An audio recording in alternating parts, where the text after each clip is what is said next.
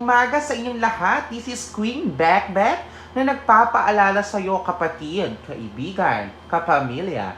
Kapag ikaw ay nagmahal, manatiling pahalagahan ito. Pero kapag ang mahal mo'y nagmahal ng iba, aba, teka. Parang hindi yata ito paninda na kapag nagmahal ka ng presyo nito, ay pwede kang tumawad kapag bumibili ka para maging sayo ito. Gising-gising kapatid, sabi nga ni Kuya Kim, ang buhay ay weather lang. Pero hindi sa lahat ng weather, mainit o malamig. Minsan bagyo ang dumarating.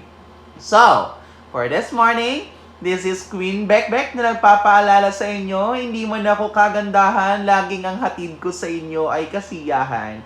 And then, simulan po natin ang ating araw ng maganda kasama ang Diyos kung may kapal na sa